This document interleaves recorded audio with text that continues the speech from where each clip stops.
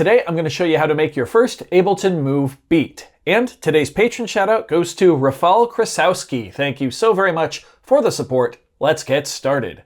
The first thing you're going to want to do is power on your Ableton Move.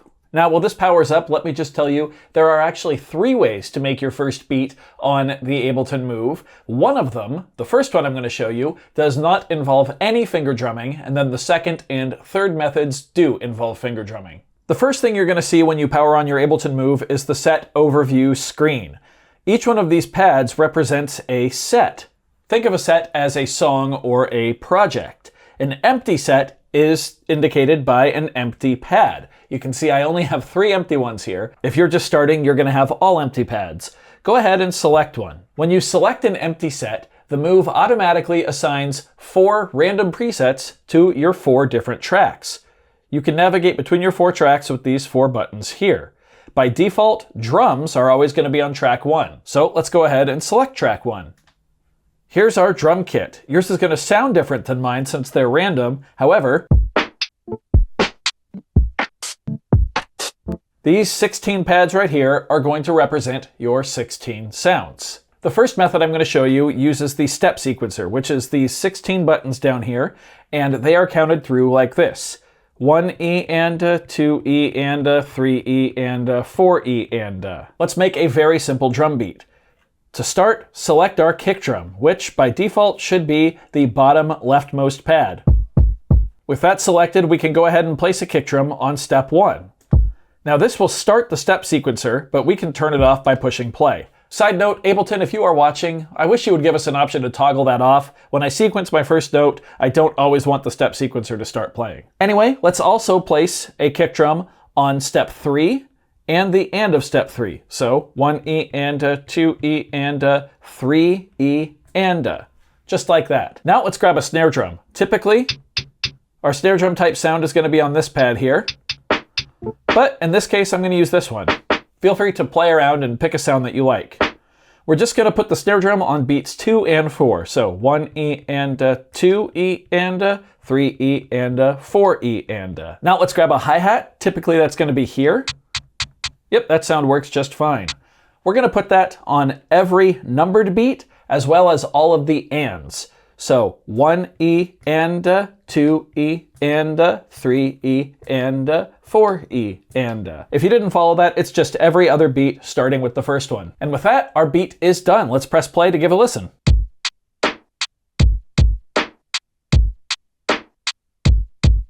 Push play again to stop it. If you want to change the tempo, hold Shift and push this button right here. Now we can use the main knob here to change our tempo. Let's go 100.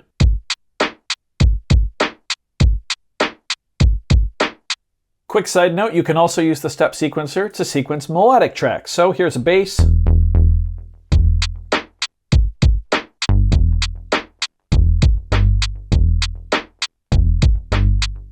And if you want to change the length of a step, simply hold the step down and then use the main knob here. Very handy for melodic sequencing. Okay, I'm going to switch back to the drum track and I'm going to clear this clip completely just by pushing this button right here, because it is time to take a look at method number 2 for making your first beat. And this method simply involves live recording into the step sequencer by finger drumming. So for this, we're going to want to turn on the metronome. To do that, we hold Shift and we push this button right here.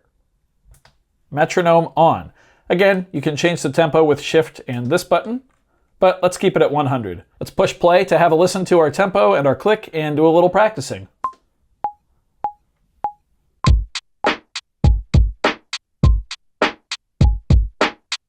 Perfect, I'm ready to go. To record, I simply push the record button. It's going to give me 4 clicks to get ready, and then it's time to record.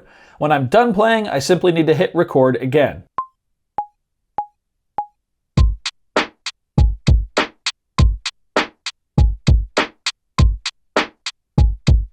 Now sometimes you might not be fast enough to get back to the record button to stop it, and the Move might think that you want to go on for a second bar or even a third bar.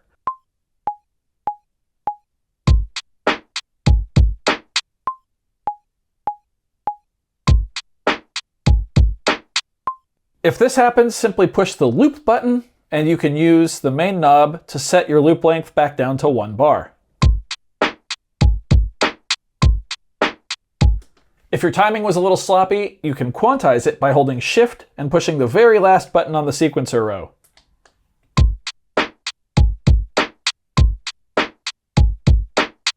All right, I'm once again going to clear this clip by pushing the X, and now we're going to move on to method number 3, which is using MIDI capture. The move is really cool. Whenever you play something,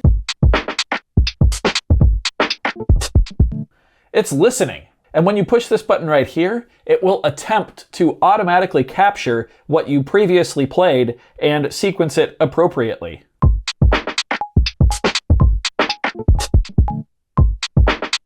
We can use that to easily sequence our beat. When this button up here is lit up, that means it has information that it will try to capture. You can actually clear that by holding Shift and pushing that button, giving you kind of a blank slate to start from. It'll say capture input cleared. Really quick, before I play my beat, I'm going to hold Shift and push this button right here to turn off the metronome. From here, we can simply play our beat at whatever tempo we want. I'm going to play a little faster this time just so I can demonstrate how it will automatically grab a tempo for me too. Okay, that's it. I played my beat. I just played it once through. I'm going to hit capture. Okay, so it captured my beat, but it did it incorrectly. It thought I wanted to play at 96.5 BPM. Clearly, I played a bit faster than that, right? And you can see there's this awkward pause after it. Well, from this screen right here, as soon as you capture something, you can actually use the main knob here to adjust the tempo and try to have the move guess what you meant to play.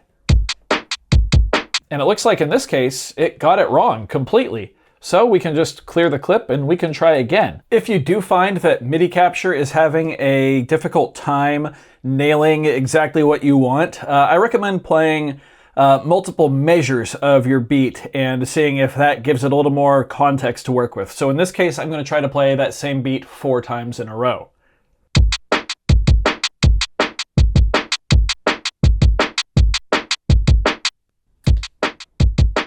There we go. See, nailed it that time. Then if I only want one measure of it, I can just use the loop button and the main knob here to dial it down to 1 bar / measure, and I can still quantize by holding Shift and pushing the last button.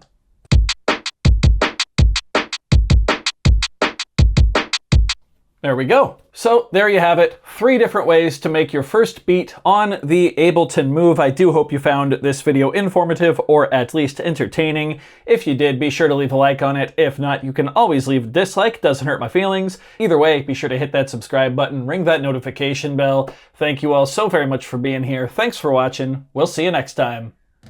Bye.